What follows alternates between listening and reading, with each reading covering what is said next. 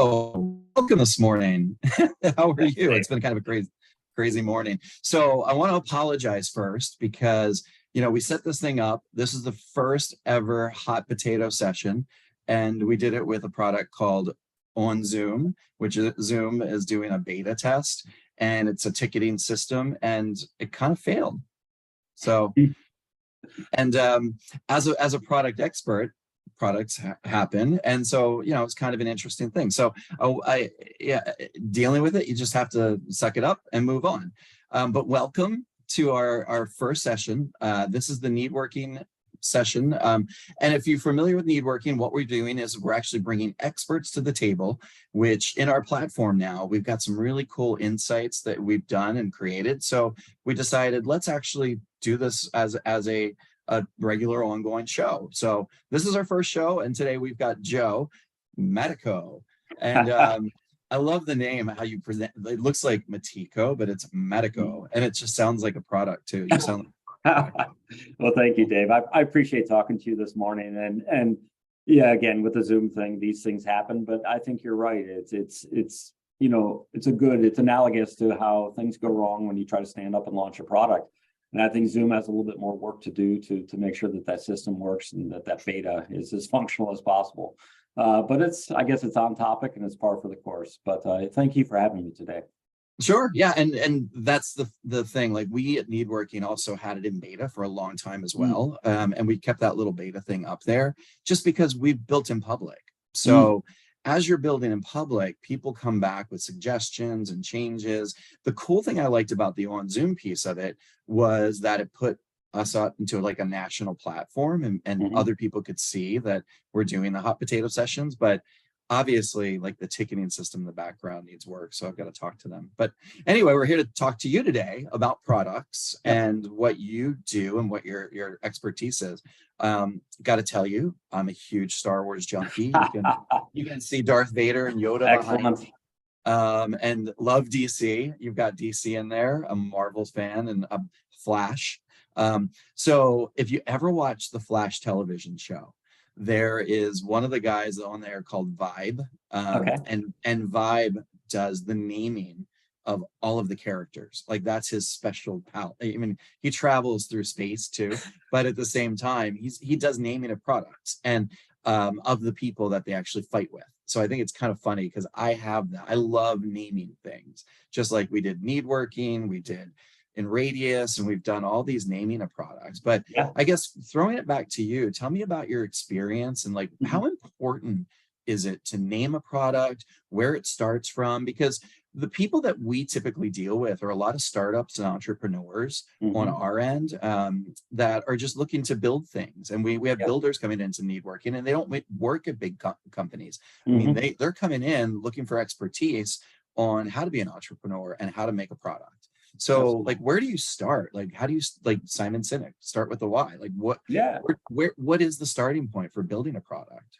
Yeah, no, it's a terrific question. And as I think about it, just very quickly on, what I do is my background. So I spent about 25 years, working for a lot of different companies, and they're all product-based companies, from small entrepreneurial startups all the way up to, places like Procter & Gamble, which would be, the largest consumer products company in the world. And through all of that, I learned so many different things from both the technical as well as the commercial side of the business. How do products get born? Where do they come from? What does that flow look like? And so after about 25 years of doing that, and I had the good fortune of working a lot of great brands, and whether it was toys and Star Wars or Transformers or Swiffer and Crest, or things with Braun or Gillette, I've been very fortunate to be associated and work on a lot of great brands, and I learned so much.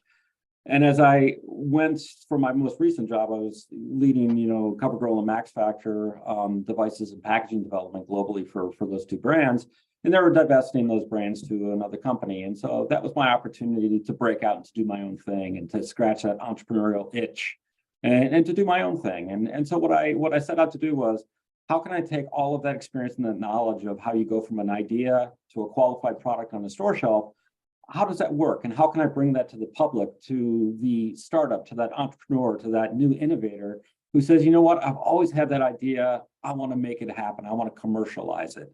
And so that's what I set up Acumen CPG to do, which is to take those best practices and to take that knowledge and to distill it down in a way that's actually approachable and usable for that person who wants to start up that business. Because I think the reality of it is what works in a well-funded multi-billion-dollar corporation is not necessarily what's going to work for somebody who's doing it as a part-time job, part-time money, to try to figure out how they do that in addition to their day job.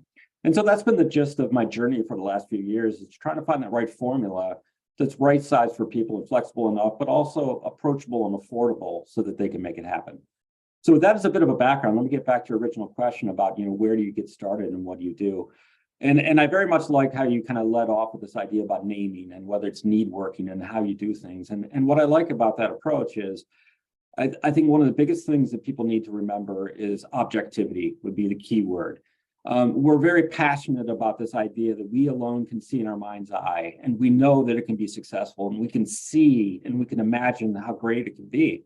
And while that's terrific to have that vision and that energy, I would argue that it also can blind you to say, well, will your target consumer agree, or are you kind of talking to yourself? And if your wife or your husband tells you it's great, and if your dog and your mother tells you it's a great idea, those are fabulous. They're on your side, and they're going to be pushing you forward. But are they giving you an objective perspective to say, yeah, you're kind of talking to yourself a little bit? And I think back to the naming convention, I think that's a very good point of it, which is you need to pick a name, you need to pick a branding, a way you position it, that it's going to sing and it's going to resonate with your target consumer. And that's maybe a good segue then, is this idea about a target consumer. That while it would be great to create a widget or create a product or a service that is applicable to the largest market possible and its appeal to the whole world, that's really not how the world works. You've got people at different interests, different desires, and you need to make sure that you attenuate your signal in a way that it sings for them, that it resonates with them, so that they can hear that call and they will buy your product or use your service. And that brings it back then again to your naming conventions, your colors, to what you include, what you don't include is very important, because you have to have that target consumer in mind. And that really should be from day one. That's awesome. It's funny. It resonates with me because like the colors for Needworking, it's to me the green. You have Facebook, LinkedIn, everybody's blue.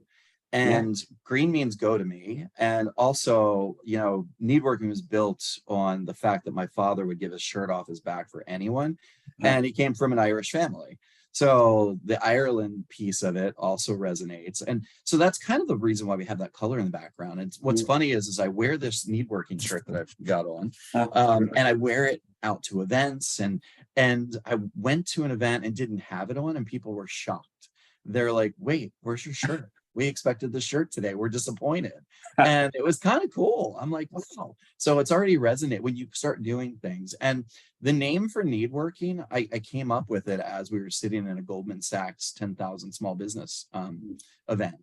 And we're around the table talking about networking. And somebody answered it, Gary Ditto. I actually answered a question that I threw out. And I go, that's not networking, that's Needworking. And then I looked it up and it was available. Needworking.com was available. I'm like, oh, so yeah, in my head, I can make it sing. But, at that point, I'm like, will this resonate as a product? So I went and did a Google survey, and I got, 150 people that actually said that there's something missing in the market. So, we've been building this thing from the beginning, as I said, in public eye. And I get suggestions from people. But I guess the thing I had a problem with and I struggle with is, how do I get more people and get that out there? And it is tough. It is actually a really tough thing, especially creating that product and putting it into a public space. So let's talk about you were at the CoverGirl side of it and Matt's Factor. And there's a lot of businesses that are starting care products. And it's different for coaches that are starting coaching businesses, as well as shopping carts, because now we're all doing online and buying things online, and that brand resonates with how you're doing it in Shopify and some of these other ways to get it out. So for let's say for the beginning entrepreneur that's building a product from square one, let's say it's a cosmetic product, what do you recommend for them to do? Yeah, no, I think it's a build on, this idea about starting with who you're going to serve and who your target consumer is, and let that kind of dictate much of your actions. But I think the other part, again, in this idea about setting a goal and working backwards is really part of my ethos and something that I believe is very important. And so what I would say is, what do you want to do with this product? What's your ambition of what you want it to be? And spend some time identifying that first, and then let your questions in the path forward dictate how you're going to achieve that goal. And most people kind of do what I call like a left to right progression, which is, I've got an idea, I need to get a prototype. I got a prototype, I better get a patent. And they kind of go in this A, B, C type of a progression. And you have a very big risk of getting lost and getting a very bloated schedule. And you find that yourself at Q and you've got a headache and you're lost in the woods and you don't know how you got there. And Well, so and I would money argue, too. which is, excuse me? And money too. Like Absolutely right. doing a patent's expensive. Absolutely right. And it's what I call kitchen logic is the term I've been using recently, which is, these are sensible sounding things. Well, it's like, yeah, I've got an idea, I want to protect it, I need a patent. And so a little bit of knowledge is a dangerous thing, and they run out, and there's no shortage of people who are saying, yeah, I'll sell you a patent, and they sign up for it. And a patent absolutely has a place, but it needs to be strategic and it needs to be done correctly. So once again, let me get back to if your idea is to say my end goal is X, well, work backwards from X to say, what are the major milestones that must be true for me to get X based on my available time, my available resources, my capacity, what I could do. And so work backwards from your goals. So let's grab a cosmetics product. Let's say you've got a cosmetics idea and you think it could be a real winner. What do you want to do? Do you want to make it a hobby? Do you want to take on, Maybelline? Do you want to go for something and really kind of say, I'm going to commercialize this thing and I'm going to take market share away from the big dogs that are in the market currently, and I'm going to earn my way there, and I'm going to be, it's going to be a multi-million-dollar business? Or are you saying, no, my thing is I'd like to build this thing slow and maybe do farmers markets or sell it on Etsy or whatever the product form might be toward the appropriate kind of channels of trade. But kind of be clear on what your ambitions are and what you do. And I think that is an important part to do. And I want to bring it back to actually to the Needworking and to the green as well, because what occurred to me as you were talking about that, this idea that as you launch these products and you put it out there, you can get lost in just the sea of white noise, and you're one of a million products. And once again, back to this idea that if you know that your goal is to be in food, drug, mass, and you want to be competing with the big legacy players in the category, you're going to have certain activities you're going to do, from packaging to colors to style to how you communicate with the consumers, that are going towards that goal. And I very much like Needworking in your example of everything is blue and you did green. That's a great example, which is you don't want to get lost in the shuffle with everybody else. So you picked a color that would separate you from everybody else. And I think that's an important part as well, that as you launch these products, ask the question, how are you going to stand out from the crowd? How are you going to differentiate yourself so consumers don't get lost at shelf when they see your product? And the only caveat or the only little asterisk I would put in front of that would be, once again, what's your goal? If your goal is to say, I want to be about innovation and I want to delight consumers in a way that they've never been delighted before, boom, that's a declaration. That's what's going to be driving kind of your product position, your product development. But there's another path which is completely valid, which is, listen, I don't want to be innovation. I think I can do existing product cheaper, better, faster. And so I'm going to be more like a fast follower or a Me Too type of a product. And there's plenty of products out there that aren't, cutting edge innovation, but there's absolutely enough market share and enough consumers out there to justify that being a valid business. But all of this comes back to, what do you want to be when you grow up? What do you want your product to be as an end goal? Get clear on that and then work backwards and let that dictate everything else that you do. That's a great point. I get the question on my side, at least from the people that are saying, well, I have LinkedIn, why do I need Needworking? And I've joked around saying, you really don't need Needworking. It's your choice if you want to be involved in it. But we have different pieces within the system where you're meeting with strangers and it's not based off of your connections that you already have. So I don't necessarily need 100 million people to be on our platform like LinkedIn, and I don't need you to come 15 times a day.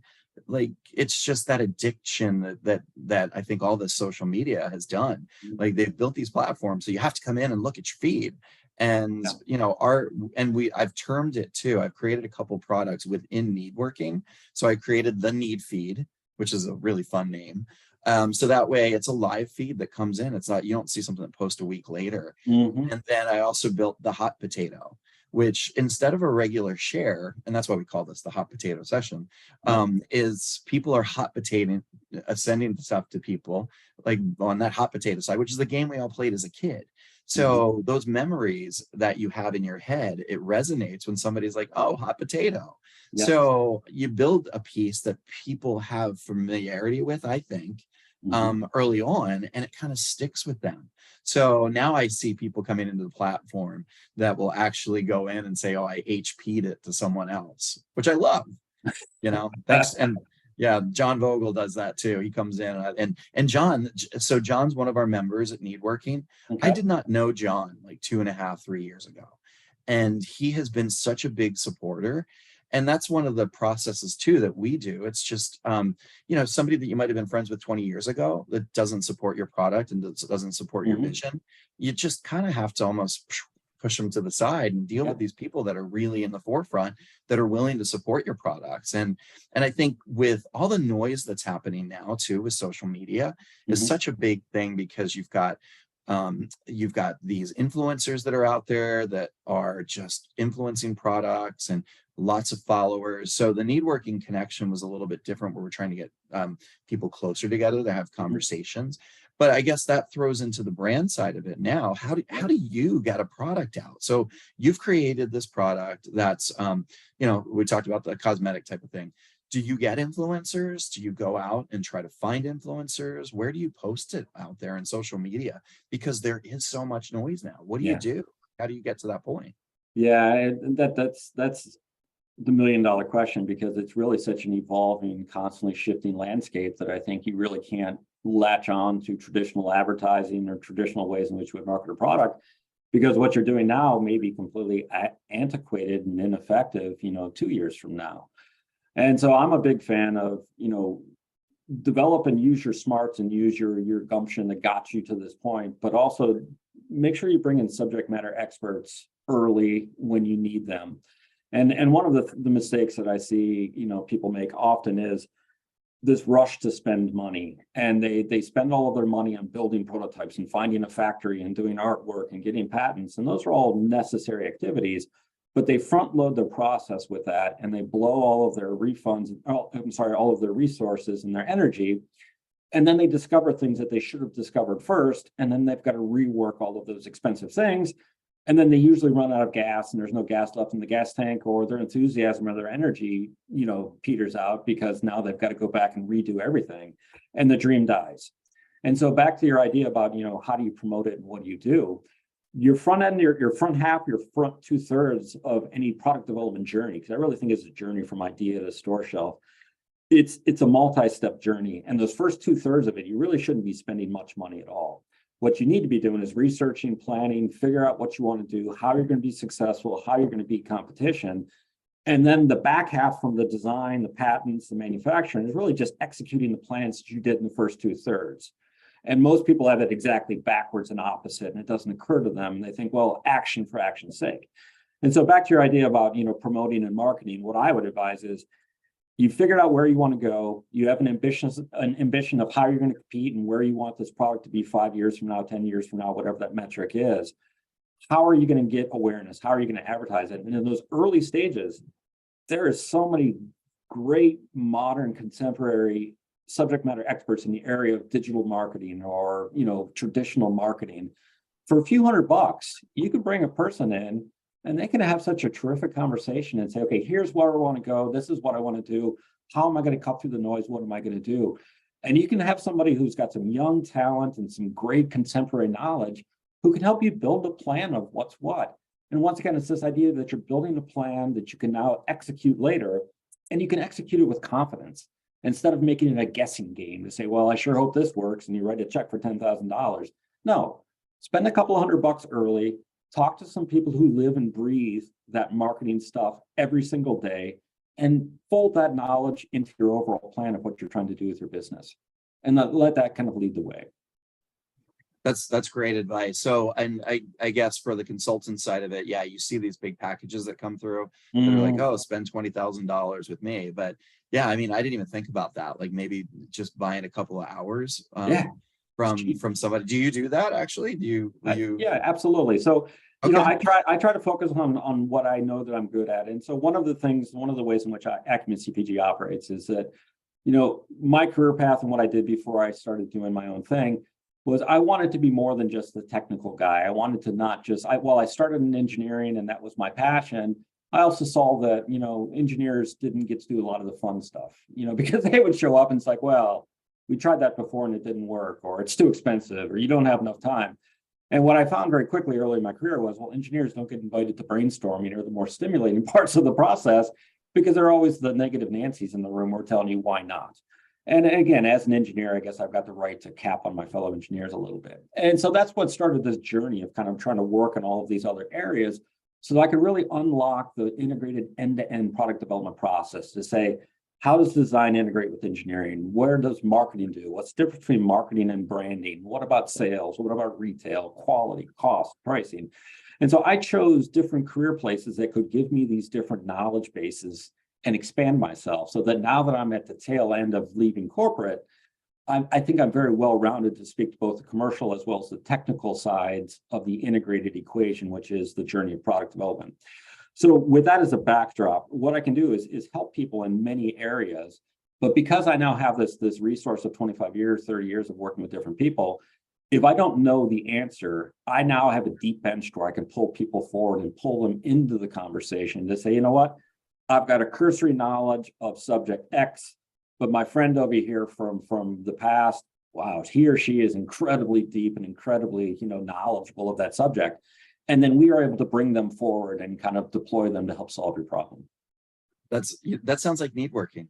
Yeah, It's just it really bring some of those guys on the platform, and then absolutely right. we'll actually maybe have them on the show too. Yeah. So from that side of it, you talk about product design. They're huge fans. Going back to Darth Vader. Yeah. I love Star Wars since I was a kid, and I wish I would have held some of my like Star Wars figures that I had packaged and left them that way. But I've got a lot. I still have a lot of figures. But like you have to be particular on that design too, because you've got so many fans and followers that if you screw something up with like Darth Vader's face or Luke Skywalker's like motion, like you have all these loyalists that they will give you grief, won't they? Like if you're not perfecting that product. So I think there's a lot to be said in just going forward when you continue a product from a big brand that you've got to make sure that product fits what you did previously. So it's a lot different on that end. Talk to me about money. Like the big thing about these big products and backing, like you've got the funds because they already want to do a lot of R&D on that side of it, but you're starting a business and trying to put a product into the marketplace, and you think people have been buying it, let's say at farmers markets or wherever you've been starting. So what's the next step? And we're kind of going through that problem too with the Needworking side, because I've created this product and built it, but I haven't really been generating a revenue, which that's kind of the next step for us, where we're going to put subscription models in. And I think, now you've got products that will do a subscription model, and I've been reading books about subscriptions. Like what are ways for people to go and find the money for them? No, that's one of two fundamental problems that I've seen, as I work with independent people, which is access to knowledge and access to money are the one and two things that just hobble any kind of efforts. And so, what I do is I kind of work to be able to obviously help the knowledge piece, but then I'm actually partnering with a place called Startup Portal and someone named Rick Leimbach, who is actually, very much in that finance part of the world. It's okay, how do we solve the money part? And in fact, I'm also a part of in a partnership of a group called Inventure Product Studios, or IPS, which is exactly speaks to that. How do we marry the knowledge with the money so that as people have ideas, they can actually bring it to life? And so it's a tough issue. And so what I believe is the solution and what it looks like is, number one, do you want to bootstrap this thing and get it to market and beg, borrow, and steal money from friends and family and get a flashlight out and look under the couch cushions and try to find money wherever you can and get it to market, have some revenue, and then reinvest that revenue back in the business and be able to grow it slowly, incrementally over time? So that's one path. The other path is obviously getting outside money and getting investors that can really kind of pour gasoline on it and really light it on fire and get much more heat intensity early. And so I think there's two different paths that one can go. And I think even if your path is to say, listen, I want to get investors because I want to swing for the fences, I want to make this thing as big as possible, you obviously can attest that there's this massive bootstrapping piece that still needs to come as pre-work to get to that investor piece. And that's still going to be begging, borrowing, finding money, being very careful about your spending. And that's another reason, once again, why I advise people strongly against front loading their development journey with heavy spending. Do it with the cheap stuff early, get to a business that makes sense, and now you can approach an investor with a real story that they can really see and get their heads around that's very well thought out. For now, when it comes time to spend that $10, $20, $30,000 chunks of money here and there, you actually maybe have some financial backing that allows you to do it, to where you don't have to go into debt or, mortgage your children's future, to kind of make it happen. And so, I think the reality of it is you're going to have to do that bootstrapping, get it to the point where try to find some money, but you have to have a well-rounded, well thought out story and product, because I think the investors will see 1,000 pitches go across their desk every single day. And 85% of them are forgettable, sloppy, amateur, and it's good stuff and good people trying to do good work. But from an investor's perspective, it's like reject, reject, reject. But that one that comes across their desk that says, wow, this thing jumped off the page, and wow, I can see the vision, I can see they're going, their numbers and of how they're laying this thing out makes total sense. And be that one person who can stand out from the crowd so that when it comes time for somebody to write a check, they're writing it to you and not to somebody else. And there's also one little segue that I would put in there as well, which is, in addition to knowledge and money, one of the big mistakes that I see people make all the time is they get their basic financials wrong on their products. And they think, well, I think I want to sell it for $10, so I better manufacture it for $5. And right out from the beginning, they're screwed up because they don't have enough meat on the bone in terms of margin and leftover profit that they can never scale or grow the business. And so they're on their back foot from day one, which again reinforces this argument to say, do the front half of getting that planning and the correct of what's successful. And if you don't know for your category, if you want to go into oral care, if you want to go into cosmetics, what are expected retail margin markups? What is, for a consumer products company, what is the gross margin that should be, acceptable so that I've got a healthy business? And if you don't know the answer to those questions or even what gross margin is, once again, bring in some subject matter experts, do some online researching. And again, that's part of the reason what I try to do at Acumen CPG is to say, don't try to take action just for action's sake, but figure out what you need to know so that you can set yourself up for future success and try to be smart about it. Probably should have talked to you about pricing before I started like our subscription model, which we should probably talk after this about that piece of it, because in a tech side of the world, like you look at different things where people are doing subscriptions and what's it worth to them? I mean, you've got Twitter now that's charging for having that checkbox. Facebook came back and they're like, oh, why don't we, verify people and do the same thing? Yeah. So it's kind of interesting on that side of it where, and even Netflix was always commercial free. And now they have that version where you can actually get commercials running through. So people change some of their paid models versus what people are doing and consuming. So I think that's a big piece of it. Like, how do you structure those pricing models in advance? So I think that's really, really important.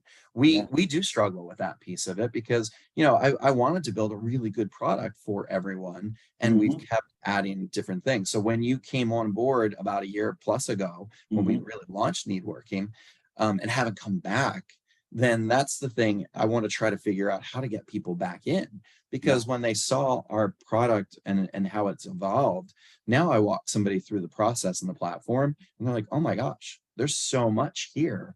Yeah, how do we, I didn't realize that you've been building this over the last 7 or 8 months. And there's so many tools, like you can promote events, you can write an insight now. So now if you're an expert, you can write an article about what you do. Yeah, so I think that's part of the piece too. It's like trying to get somebody that's come back who's had a bad taste in their mouth about a product. And I think, well, Zoom with their on Zoom thing, I need to have a conversation with them about that product because, for me, I don't want to give up on it because I think it's cool to get out to a national platform for what we're doing. but if I can't get anybody into our, call, it's not gonna work. Absolutely. But yeah, Um, to interject one quick little point, because what you remind me of is, one of my lasting memories from my time at Crest. So, I was in Crest in the early 2000s, and it was a great informative experience because it's such a massive global business. I learned so much. But one of the key takeaways I learned was that within oral care, there's like 4 basic consumer types that exist within oral care. And I won't go into all the details, but one of them is the value shopper. And what she wants is she wants confidence in a good brand. She wants a good fluoride toothpaste, and she wants a reasonable price. And that's all she wants. And on the other end of the spectrum, you've got somebody who's much more outwardly focused and much more about appearance. And she wants whitening, and she wants every frill and everything you can chuck in there. She's willing to pay for it because that's her experience and what she's seeking in her life and what works for her. And what ends up happening is that even from a manufacturing perspective, if I can take the basic Crest box and I can chuck some foil on there to get it to sparkle on the shelf and maybe attract people's attention, you have to be careful, because by putting that foil, while it doesn't cost me much from a manufacturing perspective or hurt my margins very much, she'll look at it and say, wait a minute, why are they putting all this extra stuff in the package? They're trying to rip me off. They're trying to get me to pay more by glitzing the packaging up. And you inadvertently turn her off when your rationale is very laudable, which you're just trying to make it stand out on a shelf. And so I think that little kind of example, I think we can reapply it back to Needworking or any other business, which is the idea to say, who are you going after? What fundamental unmet consumer need are you solving for that target consumer? And that needs to be crystal clear, and that should be tattooed on your forehead to say, what unmet consumer need does my product or my business serve? And if you cannot answer that and say, well, I solve a lot of their problems, I'm like, well, careful. It may not be a death knell, but I would say that's a big red flag, and watch out to say, don't try to be all things to all people, because what you're going to get is this very diluted gray product that really appeals to nobody. And so I think it's very important that you got to be clear about what you do. And then that ladders up into pricing sensitivity, and what are they willing to pay, and what are they getting for it, and your perception, and what do they think of you, and what's your reputation. And it all comes back to this idea to say, who am I targeting with my product, and what is the need I'm trying to solve for them? And if you can answer those basic questions, everything else from branding questions to colors to pricing, all of those things become so much easier to solve and to speak to if you can first answer those first 2 questions. And yeah, and because you said the word need like multiple times in that statement, because there is a need. We all have a need to figure out what our products are doing. And I would recommend just posting it on Needworking, or actually reaching right out to Joe. Joe's on Needworking. So you could find him there and send him a message through the platform, and he can get back to you on any questions that you have. Before we wrap up, I'm doing something for Needworking where I'm recommending books on networking. So we're going to eventually have a shopping cart up on Needworking's platform, so you can go and buy books. Terrific. If I were getting and starting that product space and different levels, I guess, I mentioned Start With Why with Simon Sinek. Any books you recommend that people could go out and actually pick up and learn, get a lot from, you think, from the marketing space or from the product space? Yeah, I am not going to have a recommendation on the book. And I think that the reason for that is I'm a bit of an oddball in the way in which I operate. While I've definitely consumed business books and I've gone through them, I usually have learned by doing. And so my career path and what I did gave me exposure to some amazing lessons that just I keep learning every day. And that was really my education in my books and what I grew up with. And what I did was try to get diverse experience. And I think the danger of why I'm hesitant to recommend book A or book B is that you can find very good knowledge there, but people can oftentimes follow that advice to a fault and get very myopic in their view of it.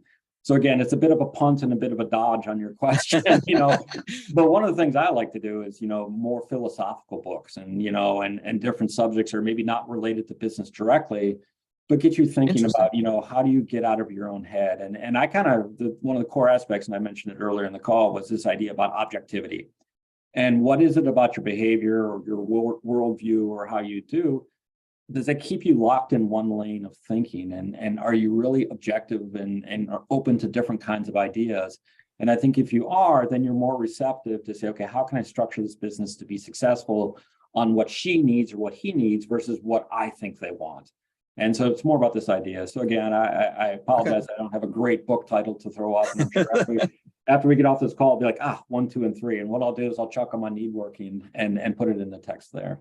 All right. Well, I appreciate that. Yeah, and I think you talked about Rick and doing the crowdfunding piece of it. I think what we should do is if you introduce me, we'll reach out to Rick and maybe get him on another one. And I'll figure out what other guests that we can have come back. But I really appreciate the time and what you've been doing for us, and helping to get that message out. And then any last words of wisdom?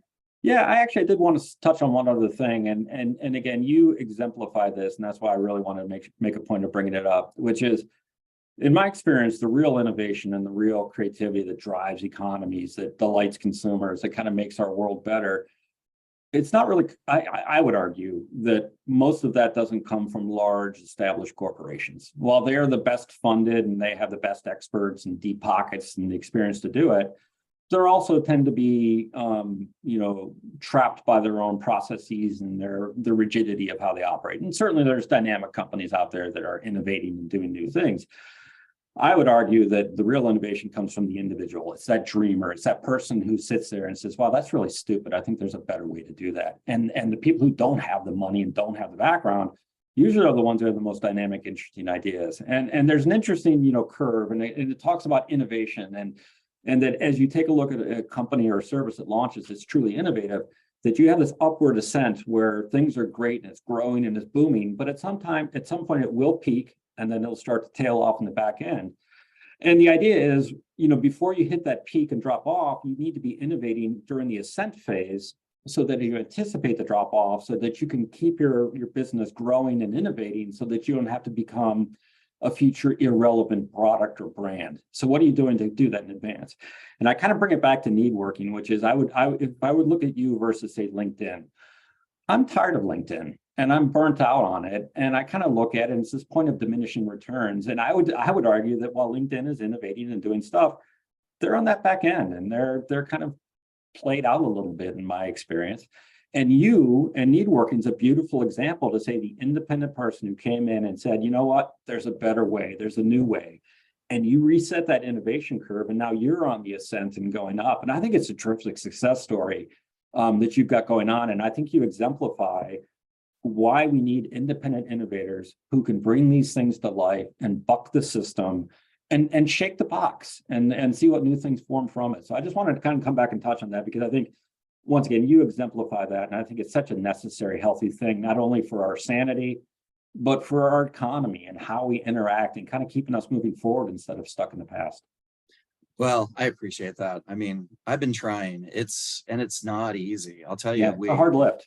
Yeah, it is. And, starting a brand from scratch, I mean, it's just really difficult because you're doing both sides of it too. It's not only just trying to connect people, it's the cold start, but it's a double-sided cold start, which is a book I actually read, and it's a really good book. So, but like during the holidays, because people aren't online as much and they're not doing the business thing. I mean, pretty much the business side, Thanksgiving, it just kind of peters out and goes on that decline. And seeing the activity of the users on Needworking November, December was really disheartening. I'm like, oh my gosh, should I shut this thing down? Because I put so much money, so much thought into it. And now all of a sudden I'm seeing like little activity. And then all of a sudden, January 1st, like we just started to spike and we're seeing more of the growth. And I'm like, oh my gosh, it's not dead. It's still going. So it's like, that's what keeps me moving. And you'll see some of my emotional posts that I have, because it is an emotional journey. It really is. Well, you're pouring your heart and your soul into it. You remind me of seasonality. As I look at Darth Vader and Yoda in the background there, that, coming out of the toy industry, and I was so lucky to I spent about 10 years working at Kenner and Hasbro and Transformers and Star Wars, all these cool things. So, I was so lucky to be able to have that experience, because it was a springboard. It is a great talking point, but people always ask me, and it's like, oh, toys, I bet you things get really busy around Christmas time. I'm like, no, to develop and launch a product, and that's maybe one other quick point, is people think it's this quick 6-month thing or a 3-month thing. And I'm constantly coaching people to say, no, it's not 3 months. If you're well-funded and you've got an army of people, it's 9 months if you're solely focused on it. The reality is it's more like 12 months. And if you have no experience and no money, you could probably double or triple that and say that's what your real timeline is going to look like. So I have to burst people's bubble. But back to the timing part of it, the toy industry is obviously has a large seasonal component to it. So there's a seasonality about when sales and revenue kind of spike up at different parts of the year. But then you have to front load your work activities to ensure that by the time Christmas or the holiday season comes around, your product is ready to go, which means you need to be doing that a year in advance, if not maybe a little bit less. And so again, as you talk about Needworking and Thanksgiving and things dropping off, okay, you've now lived through that experience and that aha moment that exists. And so I'm going to be curious is, okay, what are you doing and rejiggering your work and your workload against the calendar year so that you take into account that seasonality reality of your business so that you can more level out your work and your money spend so you're not going through these, crazy peak periods of dire emergencies and everybody running around bouncing off the walls. Just say, no, try to level out that workload throughout the year and build that seasonality reality of your business into your workflow and into your day-to-day so that you don't go crazy. Yeah, no, I appreciate that. Well, and it's funny thinking about the product side of it. So Flash, DC Comics, he's got a new movie coming out. Right. Flash is 75 years old. Yeah, I'm a huge Flash fan, but think about it. Like this is his first movie. I mean, he's had a TV show like back in the 80s and then now, but yeah, I mean, it took 75 years to kind of build up that one character to do it. So it's kind of, it's an interesting in that life cycle and span. Yeah. And then I know we talked about you've got a thing coming up with what you're doing where people can actually join in and you'll do sessions and training. So do you want to talk about that? Do you want to, with Needworking, as we get more members, I want to offer like really cool stuff to give them at discounted prices. Okay. So do you have a discount? No, thank you for bringing that up. And, I appreciate you doing that. So one of the things I do is again, I try to offer my services to make them as open-ended, as flexible as possible. And one of the hard learnings I had as I started to do my own independent business was I had a very specific picture in my head based on my experience of what people need after I talk to them. It's like, well, you need a schedule, you need this, you need to figure out what that is. But what I found was people don't like that prescriptive approach because people want to go their own journey and do their own way. And so what I really did is modify that to, number one, make it very affordable, but also to let people drive the bus and the own way that they want, in their own way and in the direction that they want. So I do a blend of like a structured process, but still open-ended enough for people to walk their own path and make sure it fits well with their life. And so what I did is I created a coupon code, and it's Needworking25, and it's lowercase Needworking25. And if you go to acumencpg.com, and it's Acumen CPG would be consumer packaged goods, so acumencpg.com. You'll find a blue medallion at the bottom of the landing page where you can book this service to go through and start that journey to say, okay, let's talk about your idea. Are you at the very early parts? And is it a good idea? Is it a bad idea? Can I make money off of this? Or you're halfway down the journey and you've hit a brick wall and you're like, how do I get going again? Or maybe you're in market and you've got a product and it's not hitting the sales or it's stumbling. It's not performing like you want. You want to know where's the hole in the boat. So no matter where you are on that journey, I've kind of structured myself and my business to be able to help people. And so if you go to that place and you do Needworking25 as a coupon code, you can do a checkout. It's a 25% discount then on that service. And the service is $4.95 is what I charge. And it's spelled out on the webpage about what you get and how that operates. And what I would say is go check that out. And one of the things I try to do for people as well is you don't have to buy anything. Let's just have a conversation. And so I've got free consultations, which is book a free session. It's all automatic. It's very easy. There's no obligations, no commitments. And just tell me what's going on. Tell me what you think. And if you like the nature of the conversation and you think that I can add value to your journey, then you can book the service and we can take a deeper dive and go more into, the meat of what you've got going on. And that's where that Needworking25 comes in as a nice hefty coupon to be able to get 25%. Cool. I didn't know you did that. That's awesome. Yeah, absolutely. And I so appreciate it for you to bring me into this call today. And I enjoyed talking to you, and it's a lot of fun. And it's a great opportunity for me to be able to kind of, broadcast my business and make those connections with Needworking. So thank you, Dave. I do appreciate you having me here. No, thank you. And I appreciate you being our inaugural hot potato. Excellent. So we'll get it going. And okay. Joe, again, thank you very much for doing that. we'll put all of your information back on the platform so people can see it, and then we'll put the code Perfect. on the platform. And I think today's been awesome. So, we had a little glitch in the beginning, but it's a great first start. It Absolutely. happens. It's all about beta. Yeah, absolutely right. So, thank you, Dave. I appreciate it. Thank you. I'll talk to you soon. Great. Have a good day.